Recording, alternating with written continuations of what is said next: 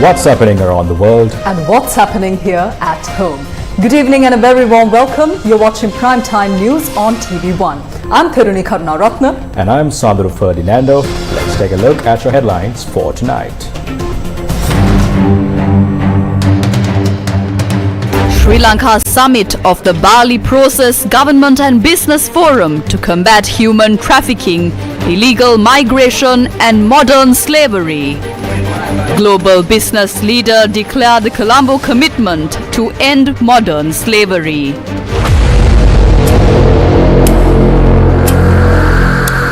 Ladies and gentlemen, this is the Colombo Commitment 2024.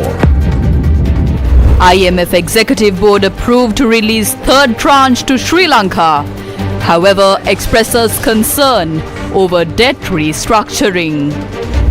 Shehan Semasinghe says IMF appreciates President's program and stresses no alternative to IMF program. මේ ප්‍රසංස්කරණ වැඩපිළිවෙල ක්‍රියාත්මක කිරීමට කටයුතු කිරීම සම්බන්ධයෙන් අගය කිරීමක් ජාත්‍යන්තර මූල්‍ය අරමුදලේදී සිදු වෙලා තියෙනවා. A Sajid Premadasa administration will revisit IMF agreements. NPP leader Anura Kumara heads to London.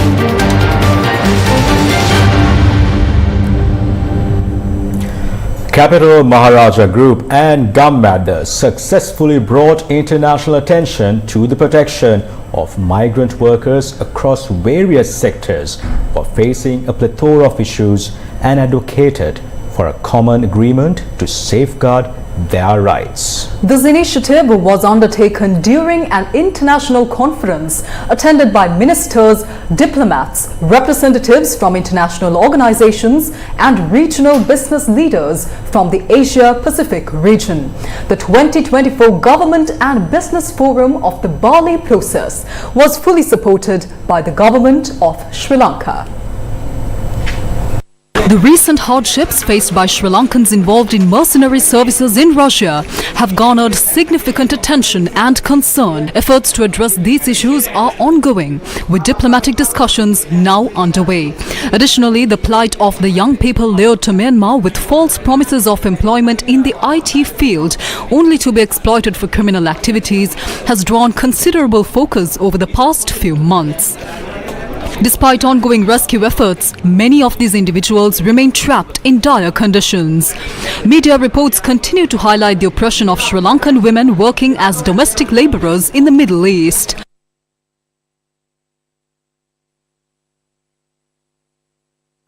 Furthermore, frequent reports emerge about individuals who have suffered accidents or faced arrest while attempting to migrate abroad by boat, often ending up in difficult situations in various countries. There is now a widespread discussion on the issues of forced labor, child labor, and employment that disregards proper labor laws and regulations. The international community refers to these situations as modern slavery. In recognition of the gravity of this issue, Australia and Indonesia co-chaired the establishment of the Bali Process in 2002. This organization functions as a broad international alliance to combat crimes related to human trafficking, illegal immigration and exploitative labor practices within and beyond the Asia-Pacific region. A key initiative under the Bali Process is the Government and Business Forum, which plays a crucial role in addressing these transnational crimes.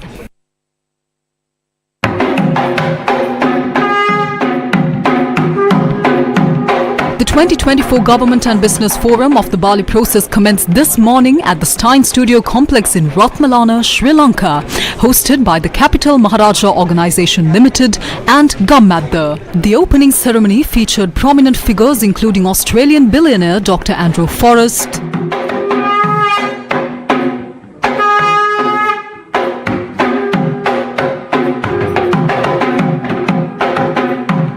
and Indonesian billionaire Garibaldi Thohir, who co-chaired the Government and Business Forum of the Bali Process, along with Sashi Rajamahendran, chairman of the Capital Maharaja Group. Siobhan Daniel, leader of Gammadda, is also the Bali Process Sri Lanka business lead. Lynn Bell, Australia's ambassador to counter modern slavery, people smuggling and human trafficking. Sri Tharith, Deputy Minister for Multilateral Cooperation of the Ministry of Foreign Affairs in Indonesia, as well as Sri Lanka's Public Security Minister Tiran Alus were in attendance. Diplomatic representatives such as US Ambassador to Sri Lanka Julie Chung, UK High Commissioner Andrew Patrick, Australian High Commissioner Matthew Lord, Canadian High Commissioner Eric Walsh, New Zealand High Commissioner David Pine, Indian High Commission First Secretary Navya Singla and the United Nations Resident Representative, along with International Labour Organization Sri Lankan representative Sarat Das, were also in attendance.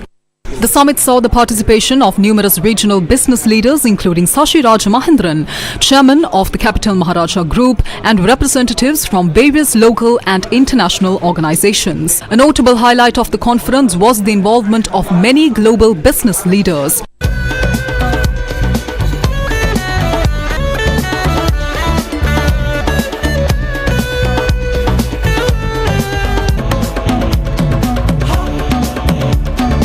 Ayubowan and welcome to Sri Lanka. Sirasa Mahendran, Chairman and Managing Director of the Capital Maharaja Group, welcomed the delegates. It is indeed an honor to have each of you here together in one room today, leaders who give back so much to the Sri Lankan communities. Your presence here means a lot. And just like many of you at CMG2, we pride ourselves on being a group with more than a top line and a bottom line. We are committed to what we like to call our heart line. How do we impact the people of Sri Lanka and around the world with what we do? This is what gave birth to Gammadda, Sri Lanka's largest rural development movement. This is what gave birth to Sahana Yatra, again Sri Lanka's most impactful disaster relief initiative. It is this heartline that keeps us aligned with the heartbeat of the Bali process. Ultimately, we are here for people who can't be here, those who have no choice but to place themselves at great risk just so that they have a chance at survival. This shouldn't be the way things are, and it must change. And perhaps with what we do over the next few days, things might not change completely, but we may just ignite a spark that with time will grow into an unstoppable force of change and progress. Sri Lankan Minister of Foreign Affairs, President's Council Ali Sabri sent a video message to the Sri Lanka summit. I must congratulate Capital Maharaja Group, their chairman Sirasa Mahendran, and Mr. Sivan Daniel, the Executive Director, for bringing this initiative to Sri Lanka and showcasing our country to the world what Sri Lanka could offer in order to fight and combat this menace, and instead come out with an alternative, sustainable business model which benefit the governments, people, businesses, and ultimately employees.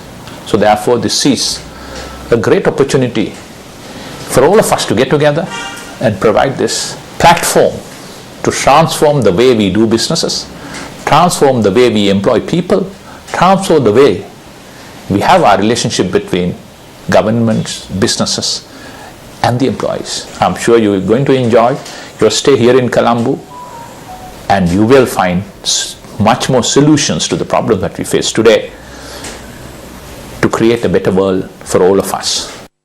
Australia's ambassador to counter modern slavery, people smuggling and human trafficking, Lynn Bell, and Sri Tharith, Deputy Minister for Multilateral Cooperation of the Ministry of Foreign Affairs of Indonesia, stressed on the importance of regional cooperation. Successful collaboration to address human trafficking and forced labour takes strong, coordinated, national, regional and global efforts from all stakeholders: government, business, law enforcement, academics, civil society, and we must be guided by the real experiences of victim survivors.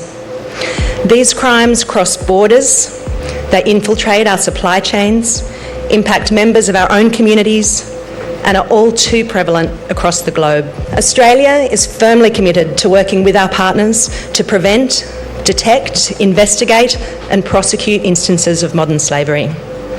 Strengthening our capacity to fight cyber and technology-enabled crime is an important part of enhancing our collective security and resilience. GovF is a strategic platform of engagement and collaboration between government and private sectors. To continue our efforts in finding suitable solutions, it is also very important to understand the matters of challenges we face, not only at the national and global sphere, but also within our local context. Business will play a very pivotal role in combating trafficking in persons through job creation, since it is lack of job opportunity that brings people become victims of trafficking. The Sri Lanka Summit to Eliminate Insecure Labour Migration featured vibrant dance performances, adding a colourful dimension to the event.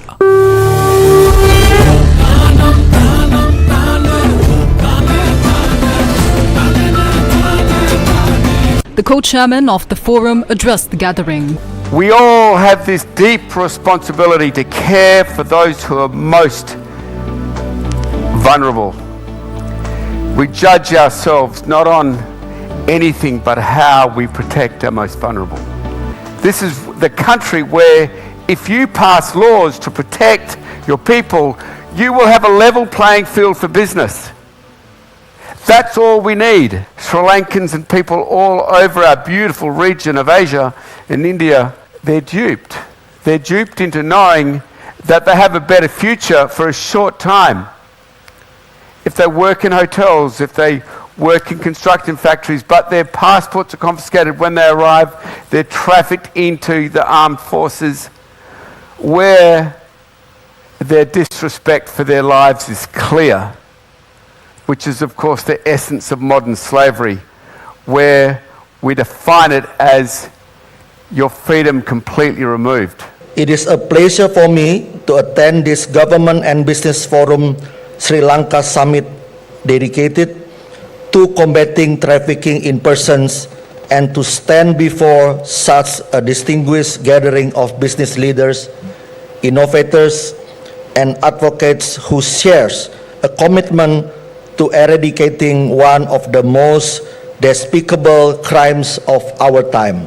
Technology has pivotal role to play in identifying, preventing, and disrupting trafficking networks. Economic vulnerability and the desperate search for better livelihood often push individuals into hands of traffickers. What is most significant is that Dr. Andrew Forrest and Garibaldi Thohir, both co-chairs of the Bali Process Government and Business Forum, attended the event at the same time. Leader of Gammadda and Bali Process Sri Lanka business lead Sivan Daniel also addressed the gathering. This is a dream come true. Oh my gosh, this is a dream come true. A dream that began maybe a decade ago. And I feel like it's a bridge that's been built between rural Sri Lanka, the deep and dusty villages that we at the Capital Maharaja Group spend a lot of time in, and the rest of the world. And I think that bridge has been solidified today. Mahitanne ape rate janatawa danagatta yutui ada ආදරණීය ජනතාවනි ලෝකය ඔබ වෙනුවෙන් මෙතනට පැමිණ සිටින බව. The world is here for Sri Lanka, and you are not alone. That's what we are all here for, to give them a fair chance at reaching their potential. And I think that belief, that staunch understanding and fight to provide every Sri Lankan with the opportunity to succeed is why we are all here. A minute's silence was observed in memory of the former Australian High Commissioner to Sri Lanka, the late Bryce Hutchison, who was responsible for the combining of the Capital Maharaja Group with the Bali Process. Thank you, ladies and gentlemen, and thank you, Bryce. Following the inauguration of the Bali Process Business and Government Forum, Sri Lanka Summit, the government and business delegates held several rounds of discussions. Sri Lanka's Navy Commander Vice Admiral Priyantha Pereira and Major General Ruwan Kulatunga, the Chief of National Intelligence, engaged in a panel discussion on modern-day slavery. One of the major means of getting either illegal migrants from source country, destination or receiving country is either by land or air, but mainly through the ocean. The sea routes are what that's happened. So as we can see, the state border is one place that you can stop it. While in the progress, in the transit, you can stop it at sea or on land, and as it enters to the destination country, the other place that you can stop it. So this is a serious concern when we look at the maritime challenges for Sri Lanka. The main problem that Sri Lankan migrant workers facing is the illegal trafficking of people to various countries on false promises, and they've been mainly trafficking to various countries. Earlier stage it was in the Middle East, where they've been given false promises saying that different opportunity for the work, but they have been trafficked. Then the latest one is the mercenary, the ex-service personnel of Sri Lanka being trafficked to the Russian borders, the Ukrainian borders, where they've been forced to occupy the frontline positions, where they were not told at the beginning that they are going for this particular job. So now we have a huge problem of getting these people back to the country. So now presently the government of Sri Lanka and government of Russia is engaged with discussions, and they are very successful. We have come to an agreement that hereafter no one from the three services, ex-servicemen, will be taken to the forces in Russia. In addition to this discussion, several expert panels convened to address a variety of other important issues. At the conclusion of the conference, regional business leaders and other stakeholders pledged their commitment to ending human trafficking, illegal immigration, child labor, and other forms of modern slavery. This pledge, known as the Colombo Commitment, underscores a shared dedication to these critical issues. It's launched in the screen behind me right now.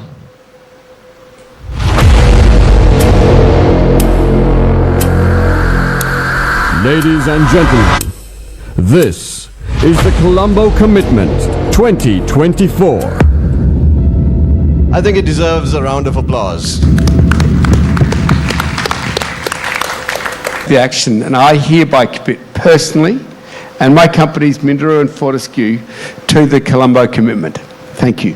And these consultations are important to ensure our supply chains are ethical and that there is a level playing field for all business in its reflect. The Colombo Commitment acknowledges the significant contributions of migrant workers to the country's economy and commits to protecting them from human rights violations. It also calls on governments to enact and enforce robust laws that safeguard workers' rights and uphold human rights throughout the global supply chain.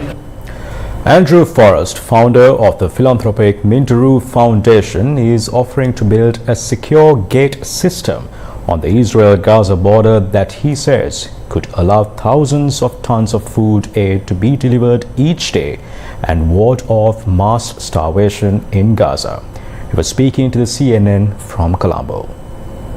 Due to the ongoing conflicts, approximately 1 million individuals in the Gaza Strip, including 400,000 children, are facing malnutrition. In response, the King of Jordan recently advocated for the development of a new approach to deliver essential food and supplies to the Gaza Strip via land routes. Australian billionaire Dr. Andrew Forrest proposed a concept for an automated supply process.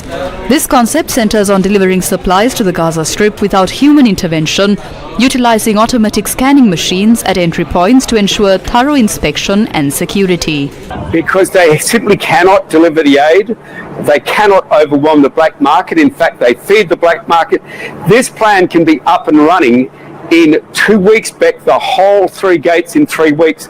We can overwhelm what is very clearly a massive coming at us starvation event if we move. And I've given Israel, we've been talking about this, negotiating this with all their soldiers, all their top technical people, all their top military brass for 2 months. And I've said, okay, this Sunday you need to make a decision. You either let us do it or you don't. But if you don't, the starvation of potentially 1 million people, 400,000 children, could well be upon us. Andrew Forrest has announced that each security gate will cost $20 million and he is prepared to finance the entire project. News First with the people. The International Monetary Fund approved the third tranche for Sri Lanka after completing the second review of the Extended Fund Facility Agreement. The Executive Board of the International Monetary Fund completed the second review under the 48-month Extended Fund Facility Arrangement, allowing the authorities to draw about $336 million. This brings the total IMF financial support disbursed so far to about $1 billion. The EFF arrangement for Sri Lanka was approved by the Executive Board on the 20th of March 2023 in an amount of about $3 billion. The first review of the EFF was completed by the Executive Board on the 12th of December 2023 with disbursements of about $337 million. The EFF supported program aims to restore Sri Lanka's macroeconomic stability and debt sustainability, mitigate the economic impact on the poor and vulnerable, rebuild external buffers, safeguard financial sector stability, and strengthen governance and growth potential. The IMF said that the recovery remains gradual and the medium-term growth potential hinges on appropriate policy settings. Following the Executive Board's discussion, Kenji Okamura, Deputy Managing Director and Acting Chair, said all quantitative targets were met, except for the marginal shortfall of indicative target on social spending. Most structural benchmarks by the met or implemented with delay. Reforms and policy adjustments are bearing fruit. He added that the economy is starting to recover, inflation remains low,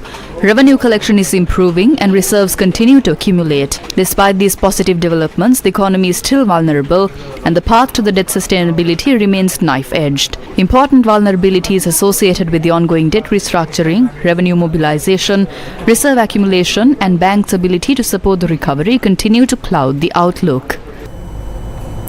Here's what the International Monetary Fund Executive Board said about the country's debt restructuring.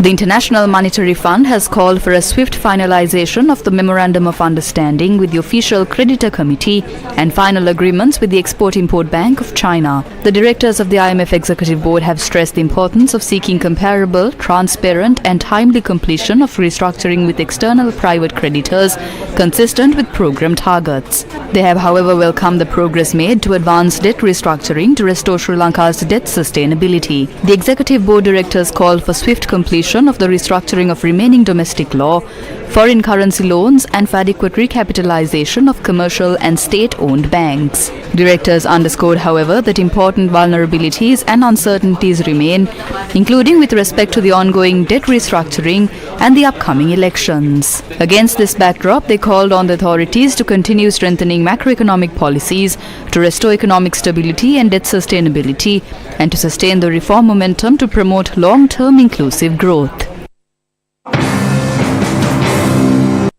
State Finance Minister Sirasa commented on the IMF program. So when it came to financing assurances and debt restructuring, the Official Creditor Committee, co-chaired by India, Japan and France, as you know, China was sitting outside the Official Creditor Committee. All our bilateral partners supported us, guided us and extended their fullest cooperation and support. So we are grateful to that. And we are very hopeful. Likewise, we have come into agreement in principle with the bilateral creditors. We will be able to decide soon on signing the MOUs. It is been highlighted by the IMF also, but at the same time, the IMF has recognized the progress made in debt restructuring discussions. So the next step would be the ISP holders, which I have always told that we are very confident that we will be able to reach an agreement in principle with our bondholders and to ensure that we have a swift completion of the entire debt restructuring process. The State Minister also made the following comments. The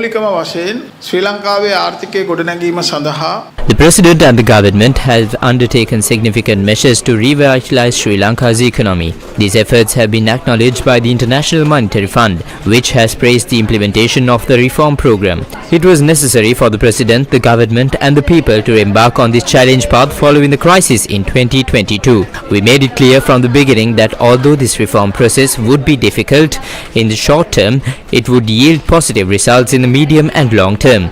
We remain committed to this governmental program and will not deviate from it. We aim to further advance this progress and seek clarity on the agenda of the opposition groups who criticize it. The government's plan has been laid out, executed, and we have pledged not to alter it. The results are beginning to materialize. We challenge those who oppose us to present their programs for governance if they come to power. Otherwise, they should not attempt to mislead the public in the days and weeks following the announcement of an election. So far, the opposition and other political parties have failed to propose a viable alternative. They have no comprehensive plan and merely attempt to repackage the government's existing program in a different form. උන්ට අවසානයේ ඉතුරු වෙන්නේ මේ රජයේ වැඩසටහන වචන වෙනස් කරලා වෙනත් ආකාරයකට ප්‍රකාශයකට පත් කිරීම මිසක් වෙන විකල්පයක් නැහැ. Opposition leader Sajith Premadasa asserts that under his administration, the IMF agreements will be revisited. ජනාධිපතිතුමා ඊයේ කියලා තියෙනවලු එයා ජනාධිපති ඡන්දයෙන් පරාද වුණොත් රට පරාද වෙනවා. ඒ නිසා පොලිම යුහ තමයි වෙනවා කියලා ප්‍රකාශ කරලා තියෙනවා. ඒකට ඔබතුමාගේ No, there is no need to wait for an election. The country will be destroyed if we falter now. The economy is shrinking and the standard of living has declined due to the influence of those wielding power. And those on the ground, we see the reality. The suffering of the people is a result of the president and the government's failure to negotiate an IMF agreement beneficial to the populace. We aim to secure a more people-friendly agreement.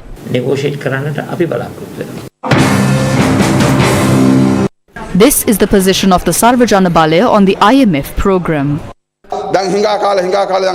After continuous pleading, it was agreed to release the third tranche amounting to $330 million.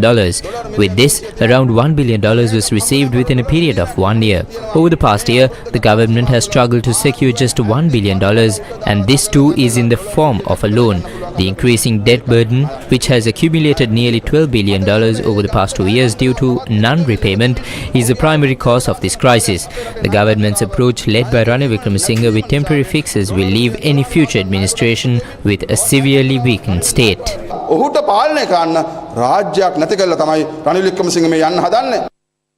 The Election Commission will be empowered to proclaim the date for the presidential election in 34 days. A protest by civil activists was held in front of the office of the leader of the opposition today. This protest was held citing the comments said to have been made by the opposition leader regarding the 13th Amendment in Jaffna. A group of representatives of civil organizations and mass organizations, including the Alliance Against the Partition of Sri Lanka, joined, and they also handed over a letter to the office of the leader of the opposition.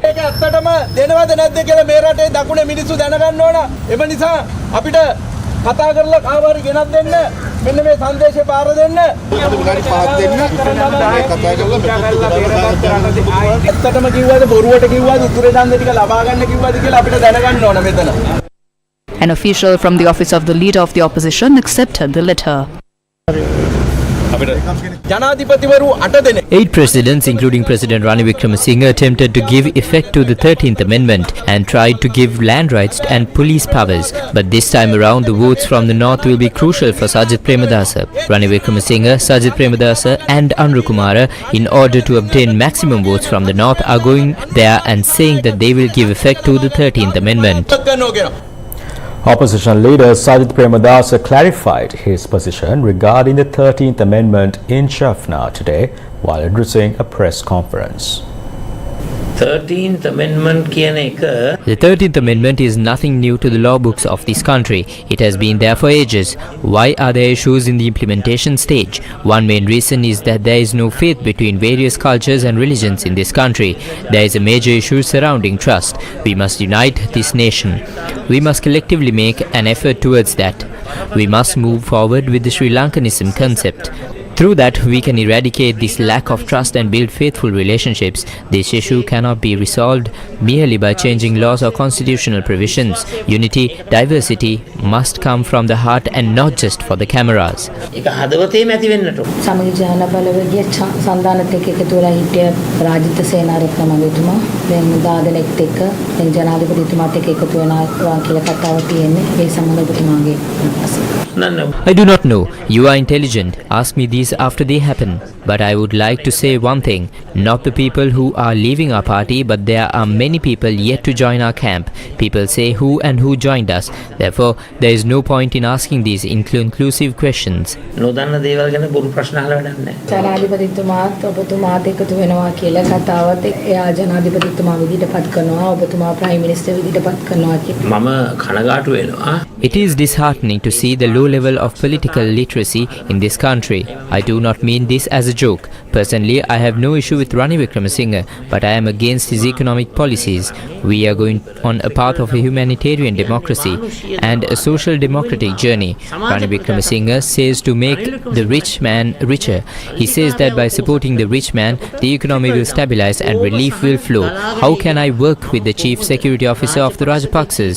We went to the Supreme Court against Rajapaksas, who were responsible for the economic bankruptcy. Therefore, how can we do political deals with the protector of the Rajapaksas? Political deals with the main protector of Rajapaksa. Today, a group of retired police chiefs held a press conference to share their perspectives on the retired police officers who have recently aligned with the National People's Power. Sri Lanka Police has a proud history of over 150 years, committed to maintain law and order and protect the lives and property of all Sri Lankans. We are shocked to see that some retired police officers have aligned themselves with a destructive political path. We are concerned as to why they followed this path. These officers were responsible for prestigious and critical institutions. They are a group of officers who opposed sabotage at that time, were subsequently arrested as well. The officers who acted on those events are now heading towards the violent aspect. Currently, service officers are also shocked by this. Only a handful of police officers were penalized over these Sunday terror attacks. Though he is a respected officer, he did not speak the facts. It is sad that a group of decorated officers have banded together and formed an organization to join a party. It is a disgrace to us retired police officers. In an inquiry, nothing is impossible for a CID detective. Chandra Fernando would agree that it cannot be said that nothing was done over these Sunday attacks. These officers are also accountable. How do they align themselves with a political party like this?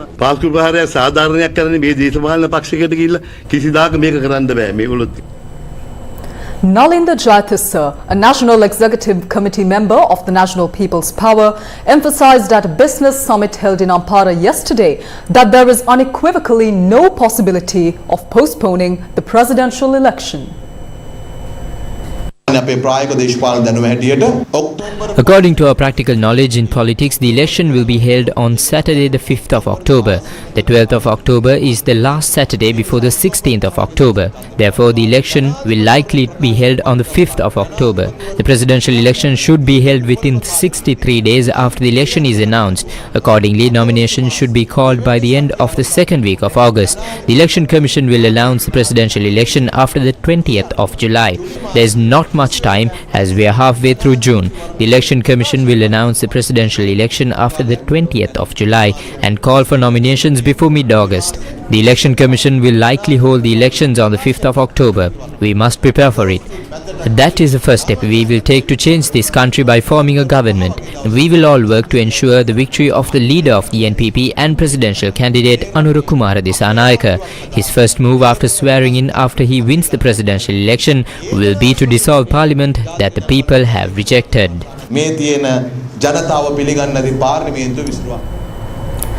NPP leader Anura Kumara had left for the United Kingdom. Anurakumara Dissanayake, leader of the National People's Power, departed for the UK early this morning. He is scheduled to address a meeting of Sri Lankans in London on the 15th. Vijitha Herath, a member of the National People's Power Executive Committee, confirmed that Anurakumara Dissanayake will participate in several additional meetings with Sri Lankan supporters of the National People's Power. He also mentioned that Anurakumara Dissanayake is expected to return on the 17th. President Ranil Wickremesinghe emphasized that he has not deviated from the principles of the democratic socialist system in Sri Lanka. Now, President Wickremesinghe highlighted that the recently submitted Economic Transformation Bill is designed to achieve ambitious goals within the framework of the Constitution. The President made these remarks during his keynote address at the inaugural session of the 45th SARC Finance Governors Meeting and Symposium held today.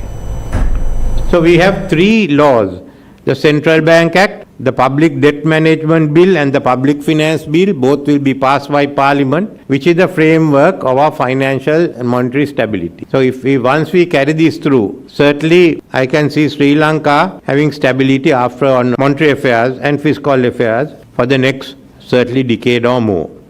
The second issue is corruption. Now, corruption has been an issue in Sri Lanka. Everyone talks of corruption and how to catch the crooks. No one tells us how to catch them. That's the problem. So my government had come to an agreement, discussed the matter with IMF. We also required their help, and we brought in the governance diagnostic report. Many laws have to be passed. One has been passed, the Anti-Corruption Act. The second one, proceeds of crime legislation, is now being drafted to be sent to Parliament. Series of other laws that are required, and by 2025 we will have the strongest anti-corruption system in South Asia and even I think in Southeast Asia, exempting one or two countries. How do we ensure economic growth, and what do we do? Because for Sri Lanka to attain growth, we have to do an economic transformation from our import-based economy to export-driven economy. As the IMF report also says in communique, nevertheless, the economy is still vulnerable and the path to debt sustainability remains knife-edge. Sustaining the reform momentum and efforts to restructure debt are critical to put the economy on a path towards lasting recovery and debt sustainability. The result is that decided that I will bring a new law called the Economic Transformation Law.